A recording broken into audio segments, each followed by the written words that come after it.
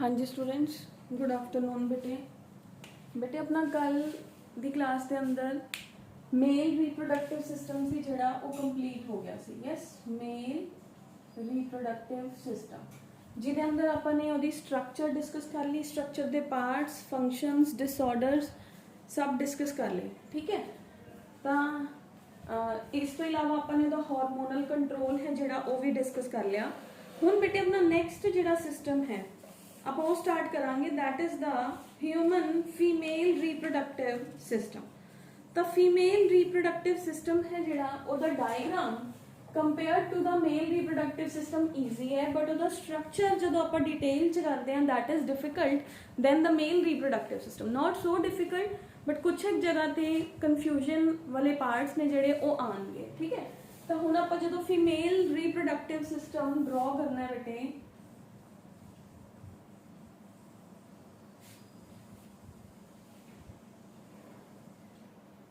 तो अपने को कुछ इस तरीके की स्ट्रक्चर है जिहड़ी वो बनती है।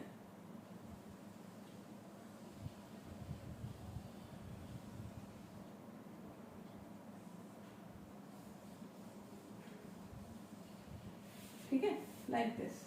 हुणे अपने को आ गया फीमेल रिप्रोडक्टिव सिस्टम।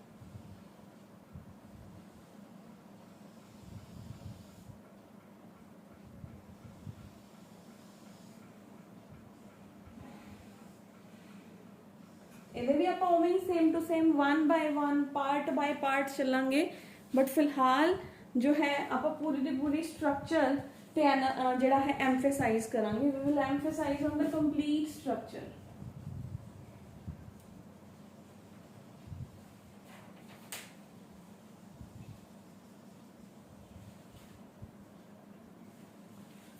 ठीक है बेटा जी, तो अपने को कुछ इस तरीके की स्ट्रक्चर है जिहड़ी वो प्रेजेंट है।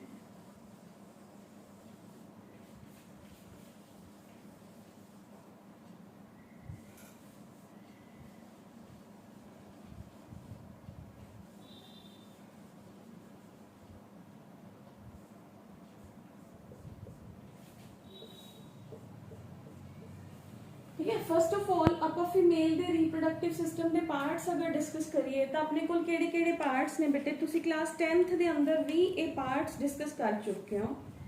अपने कोल केड़े-केड़े पार्ट है बेटे, फीमेल दे अंदर पेयर ऑफ ओवरीज ने, पेयर ऑफ यूटराइन ट्यूब्स ने, यूट्रस है, वेजाइना है एंड एक्सटर्नल जेनिटेलिया है।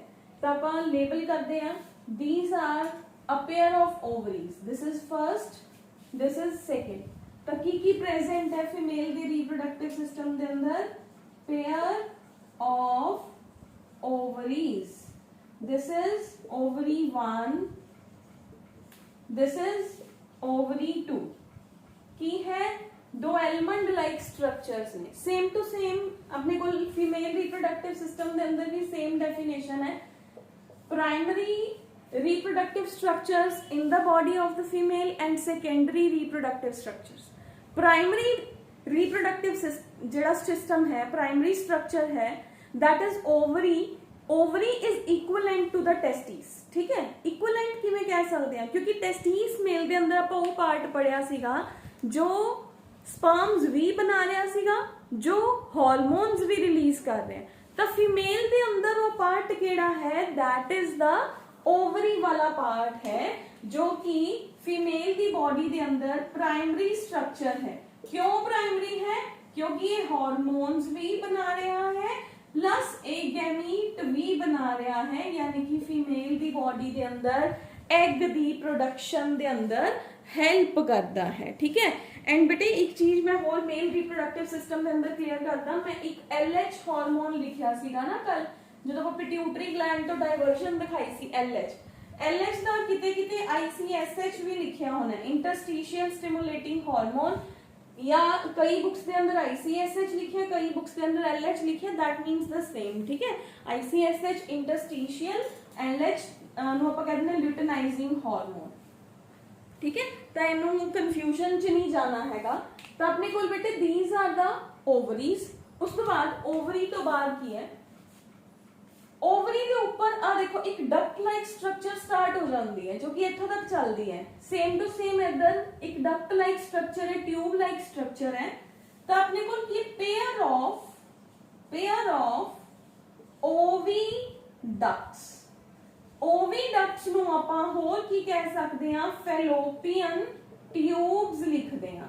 ओवीडक्ट्स are also known as the fallopian tubes, ठीक है। तो फैलोपियन ट्यूब्स की ने ये दो ट्यूब लाइक स्ट्रक्चर्स ने जो एग नू कैरी करदियां ने, ठीक है। मतलब फीमेल दी बॉडी दे अंदर अगर फर्टिलाइजेशन हुंदी है, मतलब एग ते स्पर्म मीट करते हैं, तो उन्होंने मीट करने का पॉइंट की है, ये ओवीडक्ट है। ओवीडक्ट दे अंदर मेल और फीमेल दे गैमीट्स दी जेडी मेटिंग हुंदी है, जो फ्यूजन हुंदी है, ओहो इस जगह ते हुंदी है, ठीक है।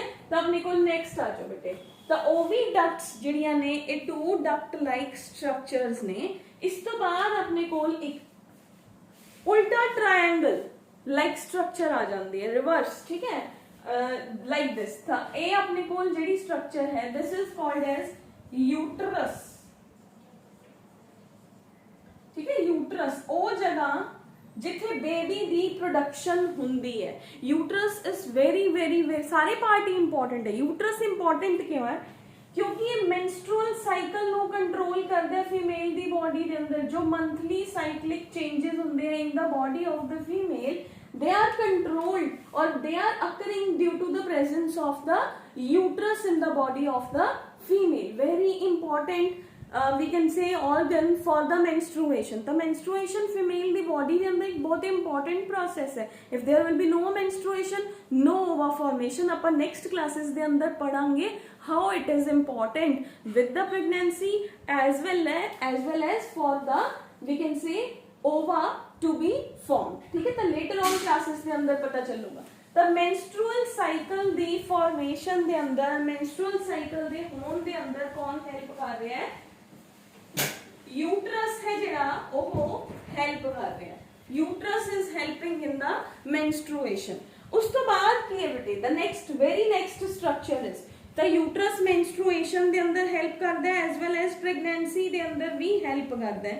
यूट्रस तो नेक्स्ट है बेटे वेजाइना, मतलब यूट्रस जिथे खत्म होया उथे एक ट्यूब लाइक स्ट्रक्चर स्टार्ट हो जाती है। That structure that part is called as vagina. And अपने को उस तो बाद होता है एक्सटर्नल जेनिटिलिया, ठीक है। आप एक्सटर्नल जेनिटिलिया है जिहड़ा ओनू किवें लेबल करांगे, how we will label the external genitalia. जो अपना विजिबल पार्ट है बेटे ओनू आप एक्सटर्नल जेनिटिलिया कह देंगे, तो आप लेबल नहीं करांगे ओनू, ठीक है। We will not label such part, या आप कई बुक्स के अंदर इस जगह नू कह देंगे एक्सटर्नल जेनिटिलिया, बट वो जो आप समझने अपन उदो समझ आ जाता है, ठीक है। एक्सटर्नल जेनिटिलिया। तो अपने को बेटे केड़े पार्ट आ गए, 2 पेयर्स ऑफ ओवरीज हो गए, 2 पेयर ऑफ फिलोपियन ट्यूब्स हो गए, एक मेरे को यूट्रस प्रेजेंट है, यूट्रस तो नीचे वेजाइना प्रेजेंट है एंड एक्सटर्नल जेनिटिलिया प्रेजेंट है। हुण आप जिवें मेल दी बॉडी के अंदर सारे पार्ट्स डिस्कस तो बाद करन तो बाद आप 1 by 1 सिंगल पार्ट्स नू डिस्कस किया सीगा। आप फीमेल दी बॉडी दे अंदर भी सेम वे दे अंदर सिंगल पार्ट के ऊपर फोकस करांगे, जिहदे अंदर जिहड़ा सब तो मेजर पार्ट है, जिवें मेल दी बॉडी दे अंदर आप टेस्टिस दे जिहड़ा है डिस्क्रिप्शन ते आपां नू सब तो ज्यादा टाइम लग गया सीगा। सिमिलरली आपां नू फीमेल दी बॉडी दे अंदर ओवरी दी डिस्क्रिप्शन दे अंदर सब तो ज्यादा टाइम है जिहड़ा ओहो लगूगा। तो first we are going to start with the ovaries, ठीक है। हुण आपां ए डायग्राम मैं रब कर रही हूं, अगर किसी बच्चे ने फॉर्म बनानी है डायग्राम देख के तो you can make it, otherwise we are moving next, ठीक है।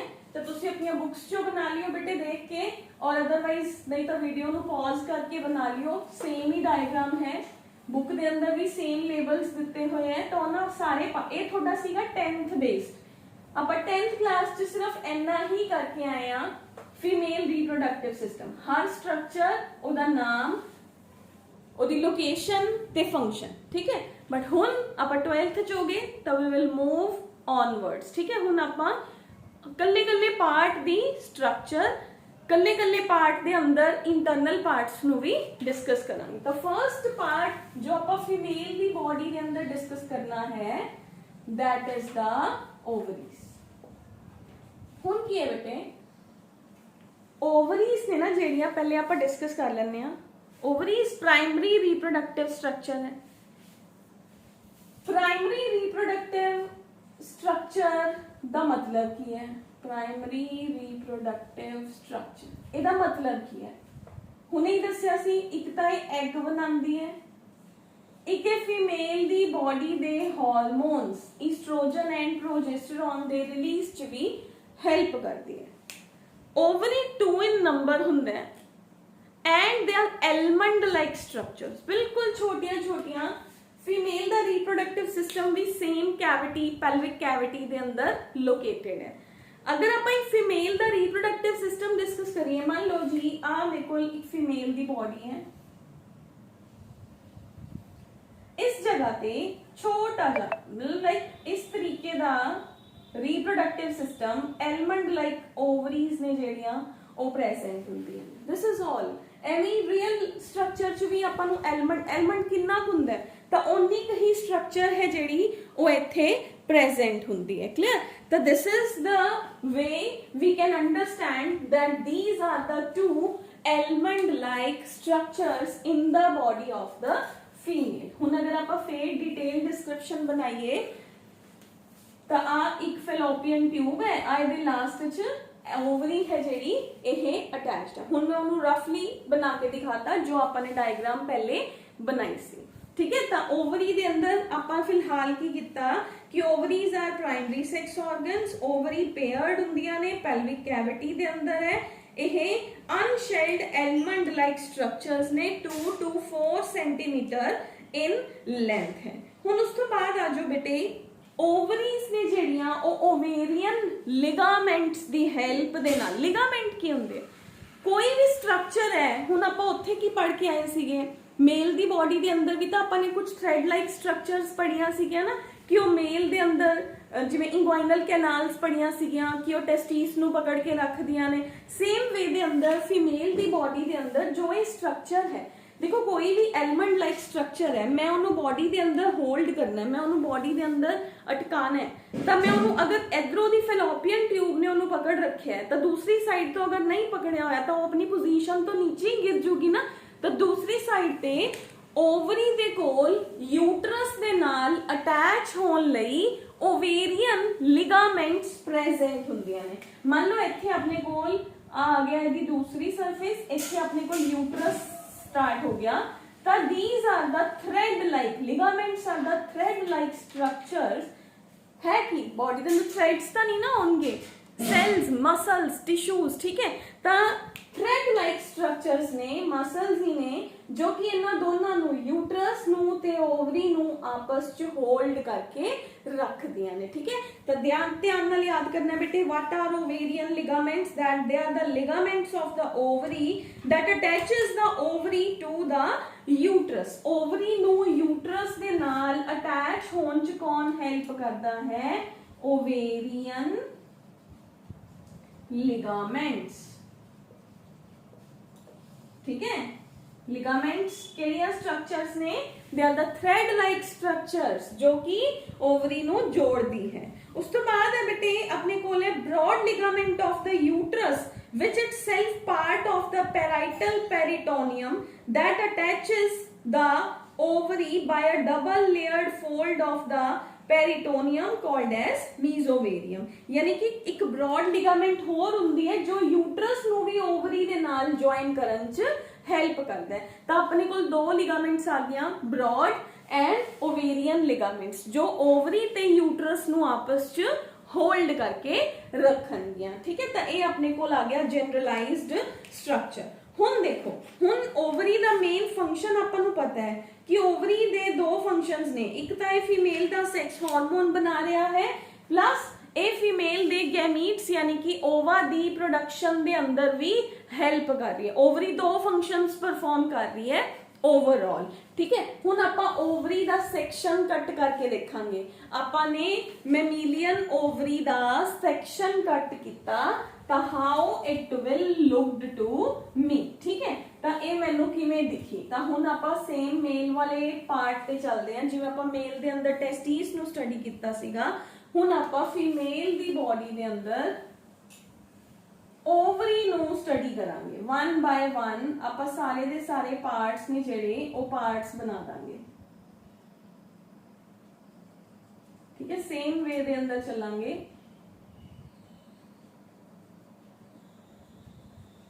ठीक है, we have is all the parts of the ovary. The ovary दे अंदर वी हैव इज सब तो फर्स्ट हुंदा बेटे विसरल पेरिटोनियम प्रेजेंट हुंदा है। द ओवरी दे अंदर we have is the layer, first layer of the cells है जेड़ा बेटे that is called as the germinal epithelium, यानी कि this layer of the cells is called as the germinal epithelium. I'll make all the cells to make you more clear. Germinal cells केड़े हुंदे ने बेटे? Germinal cells वो sales हुंदे ने जो मियोसिस करनगे, है ना, जो मियोसिस करके गैमीट्स दी फॉर्मेशन दे अंदर, हैप्लॉइड सेल्स दी फॉर्मेशन दे अंदर हेल्प करनगे।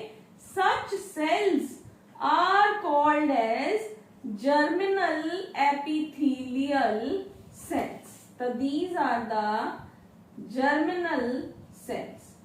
एक फीमेल दी ओवरी दी एक खास गल दसदी हां मैं, की खास गल हुंदी है, बहुत इंपॉर्टेंट है। हर सेल जर्मिनल एपिथेलियम दे अंदर हर सेल दे कोल न्यूक्लियस है। पहले बेटे हुण मैं तुहानू स्टोरी दी फॉर्म च दस रही हां, फिर आपां ऑफिशियल ओवरी डिस्कस करदे हां। ऑफिशियल ओवरी का मतलब की है, हर पार्ट नू चंगी तरह समझांगे। पहले गल्लां सुनते जाइयो, फिर आपां ओवरी नू अंडरस्टैंड करांगे। आपां नू ये पता चल गया कि ओवरीज 2 इन नंबर ने, किथे प्रेजेंट ने, आपां नू लोकेशन पता चल गई। ओवरी दे 2 फंक्शंस ने, आपां नू दोनों दे दोनों फंक्शंस पता चल गए। हुण मैं ओवरी दा सेक्शन है जिहड़ा ओ कट कर लिया।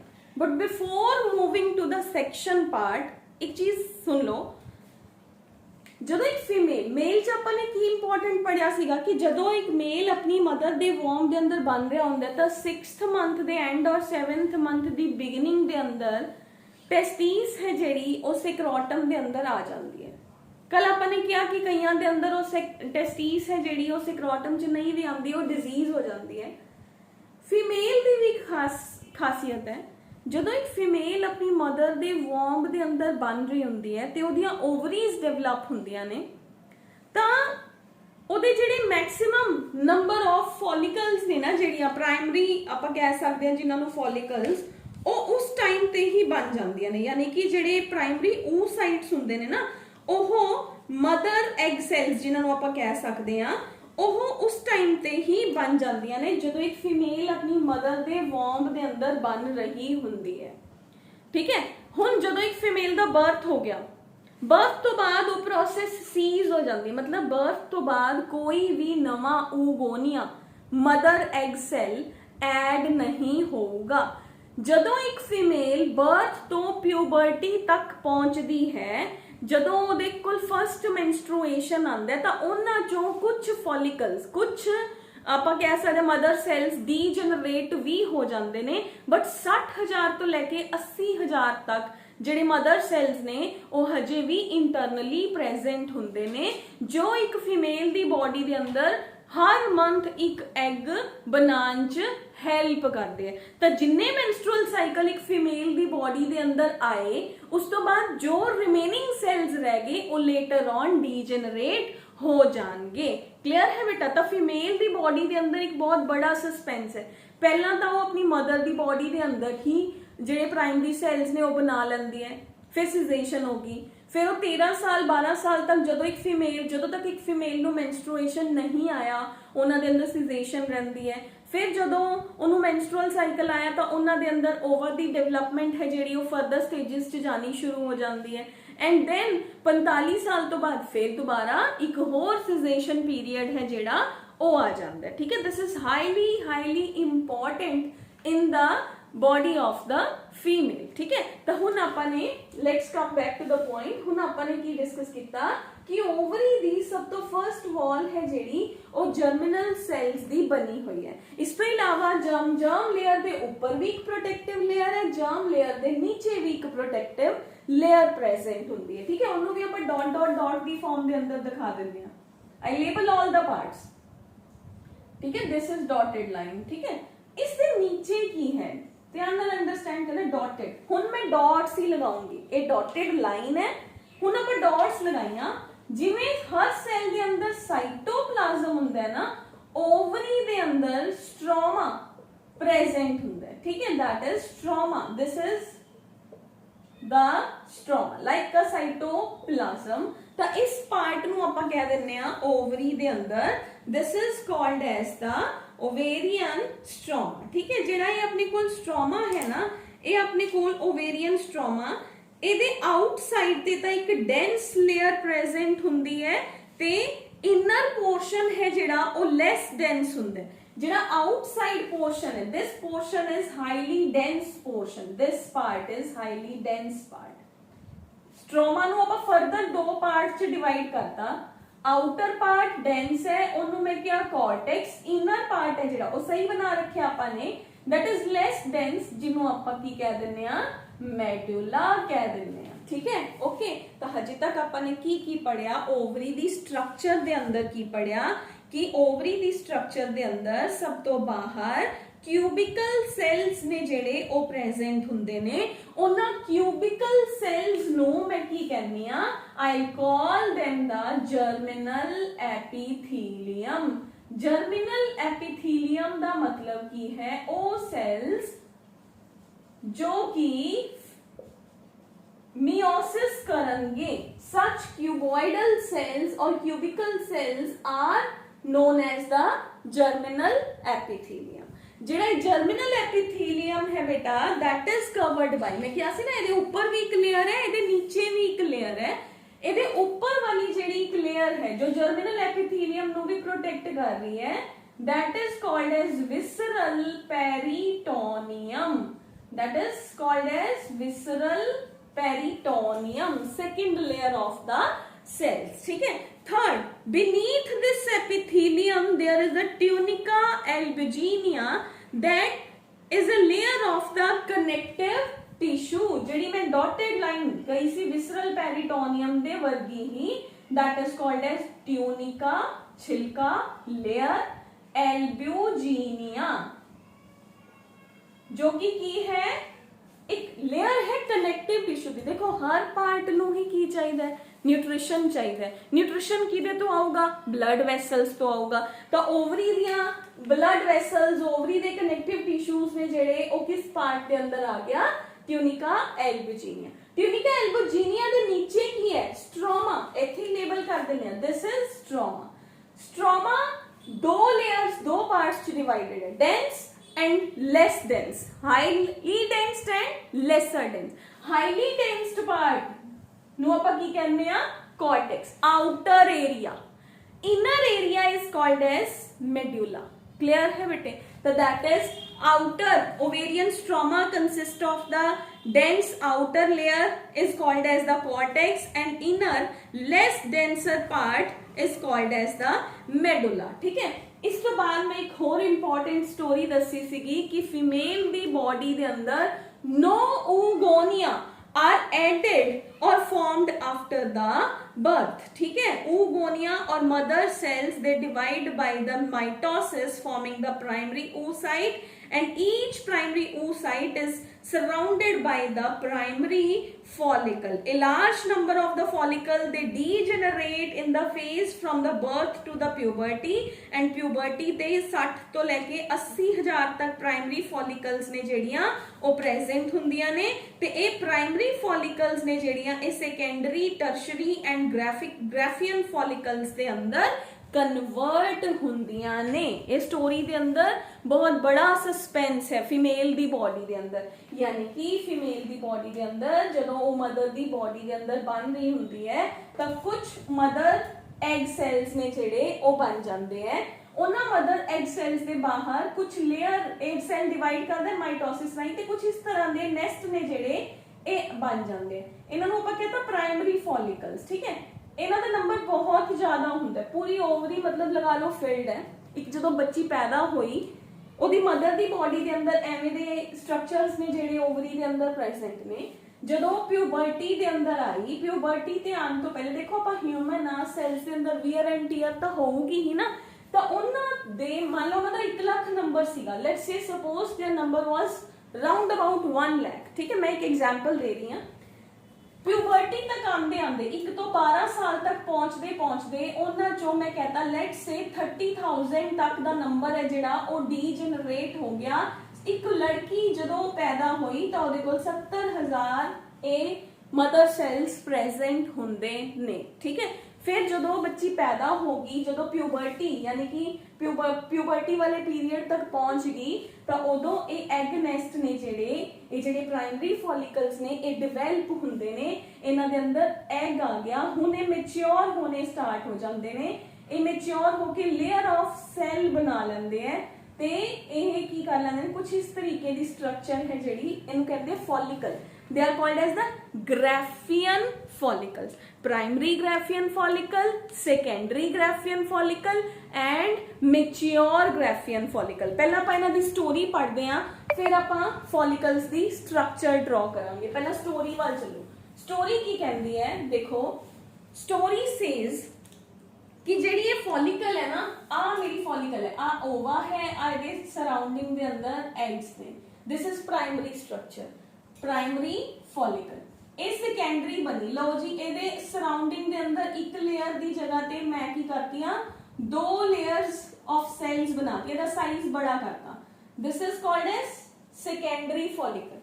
ਸੈਕੰਡਰੀ ਫੋਲਿਕਲ ਤੋਂ ਬਾਅਦ ਜਦੋਂ ਇਹ ਫੋਲਿਕਲ ਬੜੀ ਹੋਣੀ ਸਟਾਰਟ ਹੁੰਦੀ ਹੈ ਤਾਂ ਕੀ ਹੁੰਦਾ ਹੈ, ਇੱਕ ਸਾਈਡ ਤੇ ਤਾਂ ਓਵਾ ਰਹਿ ਜਾਂਦਾ ਹੈ, ਆ ਐਗ, ਆ ਇਹਦੇ ਸਰਾਊਂਡਿੰਗ ਦੇ ਅੰਦਰ ਸੈਲਸ ਨੇ, ਠੀਕ ਹੈ। ਸੈਲਸ ਦੀ 2-3 ਲੇਅਰਸ ਨੇ ਤਾਂ ਕਿ ਇਹਨੂੰ ਪ੍ਰੋਟੈਕਸ਼ਨ ਦੇਣ। ਉਸ ਤੋਂ ਬਾਅਦ ਇਹ ਸੈਲਸ ਕੁਝ ਇਸ ਤਰੀਕੇ ਦੀ ਇੱਕ ਲੇਅਰ ਬਣਾ ਲੈਂਦੇ ਨੇ। ਮੈਂ ਇਹਨੂੰ ਫਿਲ ਕਰਦੀ ਹਾਂ, ਲੈਟਸ ਸੇ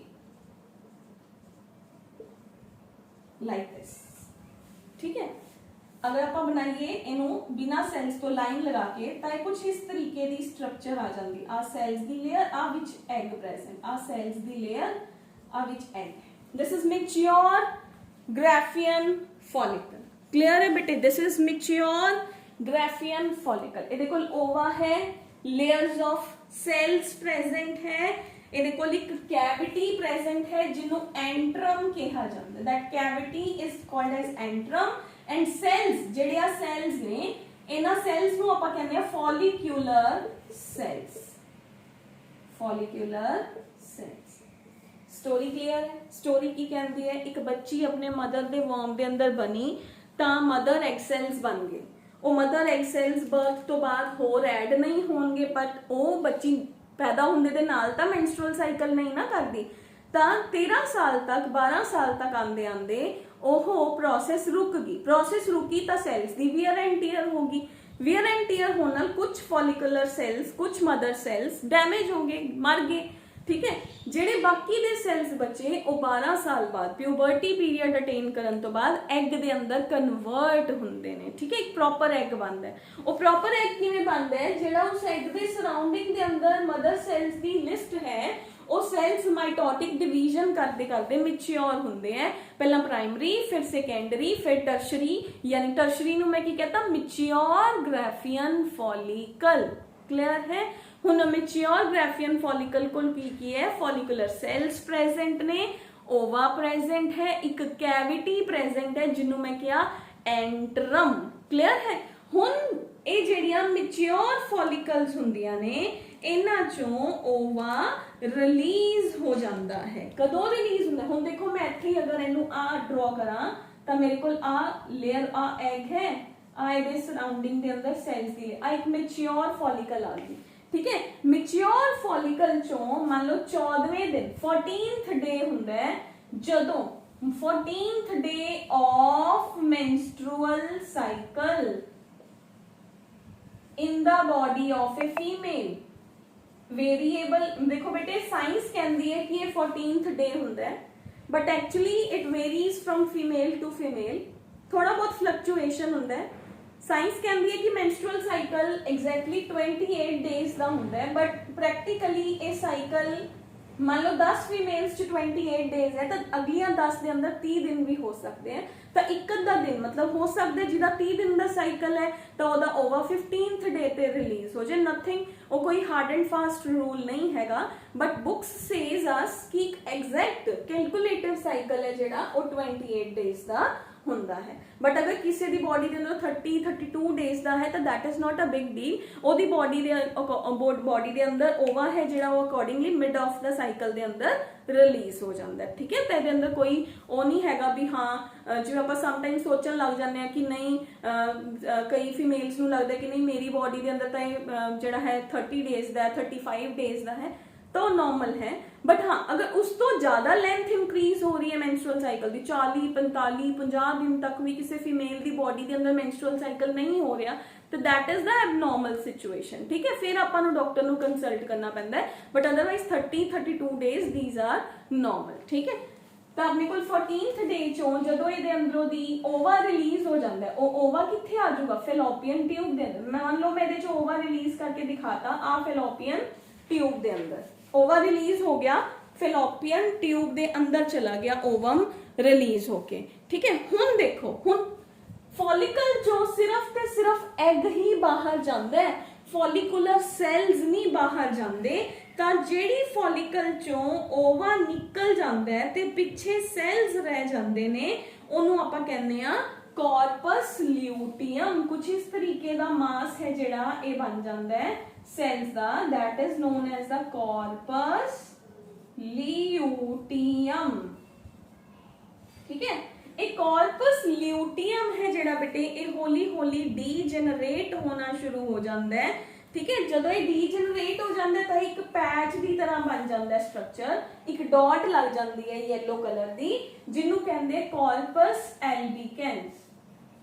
अगर आप किसी फीमेल की बॉडी के अंदर एग्स का अमाउंट कैलकुलेट करना है भी इन्हें अपने लाइफ टाइम च किन्ने एग्स ने जेड़े ओदे मेंस्ट्रुअल साइकिल्स किन्ने होए ने तां आपां कॉर्पस एल्बिकेंस गिन सकते हैं, yellow spots in the ovary, ठीक है। दीज आर द इस तरीके दे नाल मान लो this is one, these are the degenerative ovary follicle not ovary, these are degenerative follicles जो कि एक येलो स्पॉट दी फॉर्म दे अंदर अंदर रह जाते हैं जिन्हों कहते हैं corpus albicans, clear. Corpus albicans, हाँ ठीक है। दैट इज एक मन्निया जाता है कि अगर आप इन्होंने कैलकुलेट करिए तो आप फीमेल के मेंस्ट्रुअल साइकिल्स नो कैलकुलेट कर सकते हैं, ठीक है। तो जिन्ने कॉर्पस एल्बिकेंस होंगे उन्ने ही हो सकते उन्ने एग ने जेड़े वो फीमेल की बॉडी के अंदर रिलीज होए होन, ठीक है।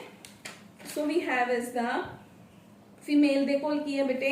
हुण आपां नेक्स्ट चलते हैं तो अपने कोल स्ट्रक्चर्स के नाम क्लियर हो गए। We have is the germinal epithelium, germinal epithelium तो बाद प्राइमरी फॉलिकल कराया, फिर मैं सेकेंडरी फॉलिकल कराया, सेकेंडरी फॉलिकल तो बाद टर्शरी फॉलिकल और मेच्योर फॉलिकल कराया, ठीक है। मेच्योर फॉलिकल ने ओवा रिलीज करता, ओवा रिलीज करन तो बाद उहदा नाम रखा गया कॉर्पस ल्यूटियम।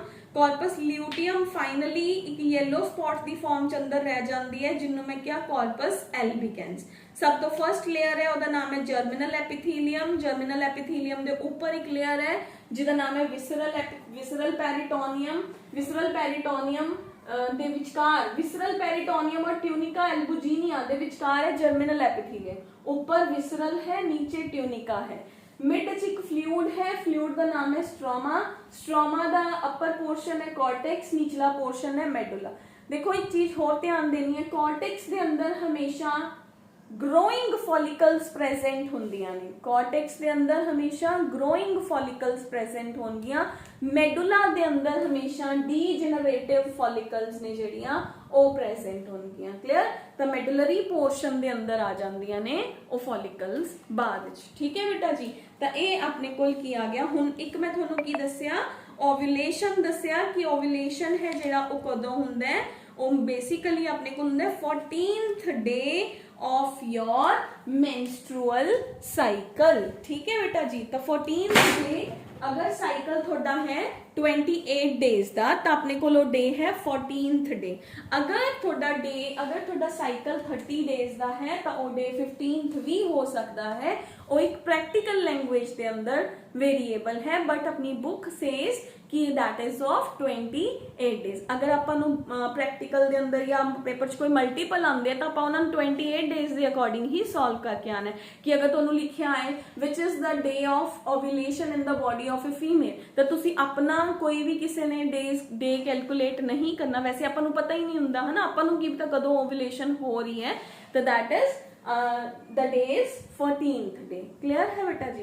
तो that is the major day. हुण अपने कोल दो डायग्राम्स हो गया अज। एक बेटे हजे अपना ओवरी वाला पार्ट कंप्लीट नहीं होया, बट अगर मैं थर्ड डायग्राम भी कराती फिर वही टेस्टिस तरह आप कंफ्यूज हो जाएंगे।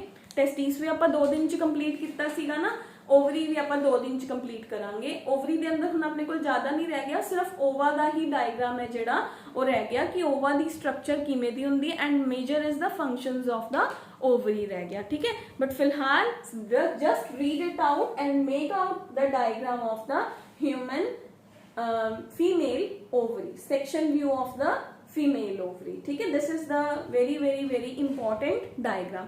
एक बार फिर सुन लो, एक बार रिव्यू करते हैं ताकि तुहानूं याद रहे। सब तो फर्स्ट आपने किया ovaries are present in the pelvic cavity of the female, 2 unshelled element like structures, 2 in number। ਉਹਦੇ ਕੋਲ ओवरी ਦੇ ਕੋਲ ligaments ਨੇ, ovarian ligaments and uterus ਕੋਲ broad ligaments ਨੇ। ਉਹਨਾਂ ਦੋਨਾਂ ਨੇ ਇੱਕ ਦੂਸਰੇ ਨੂੰ ਪਕੜ ਰੱਖਿਆ। ਠੀਕ ਹੈ, ओवरी ਨੇ ਹੈਲਪ ਲੈ ਰੱਖੀ ਹੈ uterus ਦੀ। ਉਸ ਤੋਂ ਬਾਅਦ ਜਦੋਂ ਮੈਂ ओवरी ਨੂੰ ਸੈਕਸ਼ਨ ਕੱਟ ਕਰਕੇ ਦੇਖਿਆ, ਮੈਂ ओवरी ਨੂੰ ਉੱਪਰੋਂ ਦੀ ਕੱਟਤਾ, ਮੈਨੂੰ ਅੰਦਰ ਕਿਵੇਂ ਦਿਖਿਆ? ਮੈਨੂੰ ਸਭ ਤੋਂ ਪਹਿਲੇ क्यूबिकल cells ਦੀ ਲੇਅਰ ਦਿਖੀ, ਜਰਮੀਨਲ एपिथेलियम, जो कि cells मियोसिस करते हैं, जो मियोसिस करके ओवा की जनरेशन करेंगे। बट फीमेल च तां प्राइमरी मदर सेल्स पहला ही बन जाते हैं। ठीक है, हुण इहदे उपर वाली जिहड़ी लेयर है उहनूं आपां कहते हैं जर्मिनल एपिथेलियम के उपर वाली लेयर नूं विसरल पेरिटोनियम, जो जर्मिनल एपिथेलियम नूं भी प्रोटेक्शन देगी, एंड ट्यूनिका एल्बुजिनिया जो इहदे नीचे वाली लेयर है जिहदे अंदर ब्लड वैसल्स प्रेजेंट ने। मदर सेल्स ने जिहड़े पहला तो ही बन जाते हैं, जो कि प्यूबर्टी आने ओवा नूं मैच्योर करना स्टार्ट कर देंगे हैं। तो अपने को 60 to 80,000 ऑफ जिहड़े आपां कह सकते हैं प्राइमरी सेल्स प्रेजेंट हुंदे ने, जो कि primary Graafian follicle, secondary and mature Graafian follicle, tertiary and mature Graafian follicle form करते हैं। फॉलिकल के अंदर की है फॉलिकुलर सेल्स ने, ओवा है एंड एक एंट्रम हुंदी। Antrum is the empty cavity कह सकते हो तुसी। ठीक है, empty cavity, this is antrum. These are जिहड़े सेल्स ने, दीज आर फॉलिकुलर सेल्स। जिहड़ा मैं विच 0 बनाया है, this represents the ova. Clear? तां इथों दी 14th डे च ओवा रिलीज हो गया, तां सेल्स बाकी रह गए पिछे, यानी कि वो पिचक जाती है स्ट्रक्चर। जो स्ट्रक्चर पिचकी तो उसका नाम है कॉर्पस ल्यूटियम, एंड फाइनली अपने आप को डीजनरेट करती एक येलो स्पॉट की फॉर्म के अंदर रख लेंदी है। ठीक है, मतलब वो पूरी तरह खत्म नहीं होंदी, एक डॉट की फॉर्म च फिर भी रह जाती है। उस डॉटेड फॉर्म को आप कहते हैं कॉर्पस एल्बिकैंस। तो जिहड़ा अंदर इंटरनल पोर्शन है ओवरी दा, जिहदे अंदर ये सारियां फॉलिकल्स बन रही ने, that portion is called as the stroma. ठीक है, स्ट्रोमा के 2 स्ट्रक्चर्स ने, cortex and medulla. Cortex upper part हो गया, मेडुला इहदा जिहड़ा इन बिटवीन मिडल पार्ट है जिहड़ा ओ वाला पोर्शन हुंदा है। ठीक है, सो अज इन्ना ही करांगे बेटे ताकि आपां नूं पता चले। हुण तुहाडा होमवर्क की है, तुहाने फीमेल दा रिप्रोडक्टिव सिस्टम ड्रॉ करना है ते ओवरी दा जिहड़ा डायग्राम है उन्होंने चंगी तरह अंडरस्टैंड करना है। डायग्राम ड्रॉ भी करना है, ओवरी दा डायग्राम भी ड्रॉ करना है। क्लियर? ओके, तो नेक्स्ट आपां will move on in the next classes. तो ओवरी दा स्ट्रक्चर दे अंदर ओवा दा स्ट्रक्चर रह गया, वो आपां नेक्स्ट क्लास च करांगे। ठीक है, अगर तुहाडा कोई डाउट होया यू कैन आस्क मी।